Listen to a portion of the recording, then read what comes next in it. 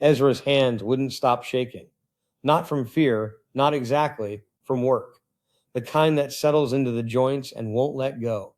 By the time the sun came up over Brooklyn in August of 1776, his palms were raw from shovel handles and splintered planks, his fingers stiff with dried mud and sweat. He flexed them anyway, because there was nothing else to do with hands once the digging paused.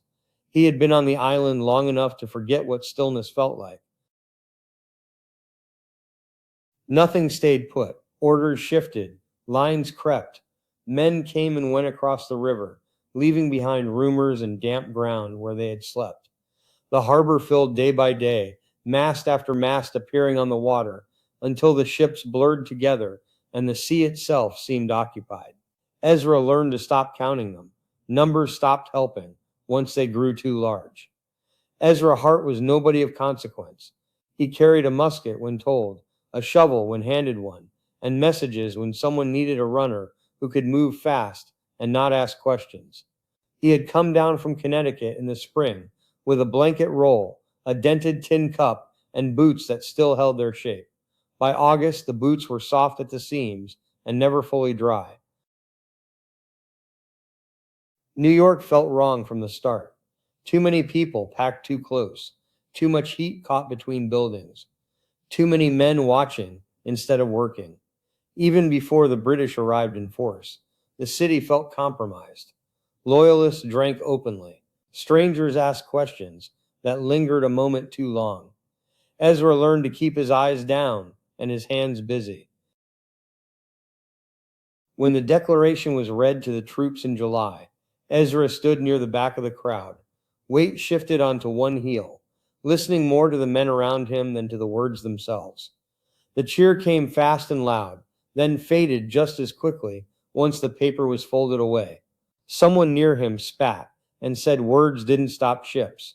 Ezra didn't disagree. By August, the ships were impossible to ignore. From the heights, Ezra could see them dotting the harbor, masts packed so tight they ran together. Someone muttered that it looked like all of London had come loose and floated west. The fleet sat there with patience and certainty, men aboard who knew exactly where they were and why. Against them stood an army still learning what it was supposed to be. Ezra was sent across the river to Long Island with a fatigue detail, hauling timber and throwing up rough works along the wooded ridges. The officers called the Guan Heights. The ground was good, high, uneven, tangled with trees. It felt like ground that could be held, if holding was the only problem. The passes worried him more. Roads always did. Roads meant movement, and movement meant surprise. Most of the attention stayed close to the obvious routes, the roads that showed up clearly on maps and in briefings. The far eastern pass sat quiet and ignored, guarded by a handful of militia officers on horseback, who looked more inconvenienced than alert. Ezra passed that way once with a message, and remembered how open the woods felt, how clean the path was. He thought about saying something. Nobody asked. When the British landed at Gravesend Bay on August 22nd, they did it without urgency. Ezra heard about it secondhand, a runner breathless with news that thousands of redcoats had stepped ashore without resistance and had been met by locals carrying bread and bottles. That detail stayed with him. He had imagined invasion as chaos. Instead, it arrived like a welcome. The days that followed were tight and quiet. Too quiet. British patrols edged forward. American pickets watched the tree lines. Ezra slept on damp ground and listened to insects in distant water, waiting for the soundscape to change. It always did before things went bad. He trusted that instinct more than orders. The change came before dawn on August 27th. It began with scattered shots near the Gowanus Road, someone firing into a melon patch, of all things. Ezra was shaken awake and pushed forward with ammunition, boots slipping on wet grass as the woods filled with uneven musket fire. On the right, men were forming ranks in the open, bright coats standing out against the green. Someone said Lord Stirling wanted to fight proper, like the British did. Ezra thought it was a strange choice and kept moving. For a time, it worked. Ezra watched the Delaware men hold their line, watched the Marylanders step forward under fire, watched redcoats give ground inch by inch. His hands stopped shaking. This at least made sense. Then the cannon spoke behind them. Not shouting, not musketry, heavy guns. Two reports that rolled through the trees and settled in Ezra's chest like a weight. Men turned, officers swore. Someone yelled that the British were in the rear. The line didn't break so much as come undone. Hessians advanced with bayonets, close and methodical, and the woods filled with men moving in every direction at once.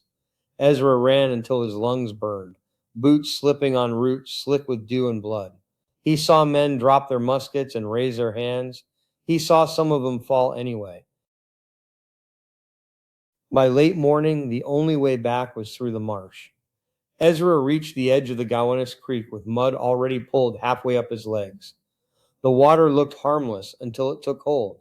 Men waded and swam and clawed forward, some losing footing and vanishing with a shout that cut off too quickly.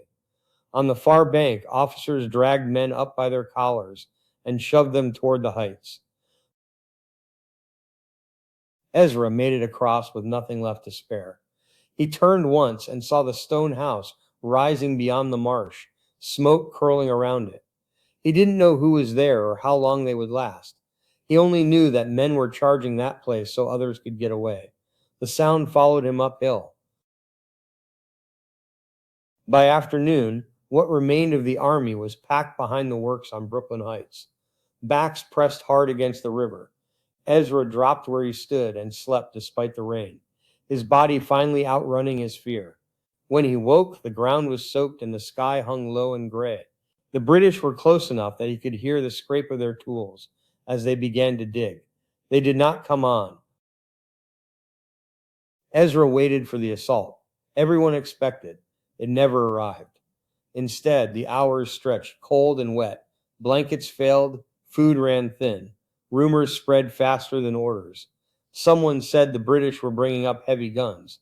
Someone else said they were waiting for the fleet. On the night of August 29th, a hand shook Ezra awake, and a voice whispered for him to fall in.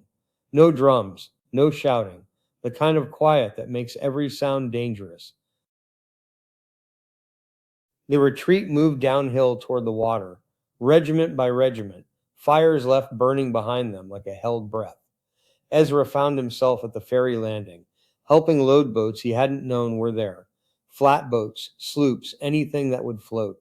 The men handling them moved like they belonged on water, feeling the current with their feet, pushing off without wasted motion.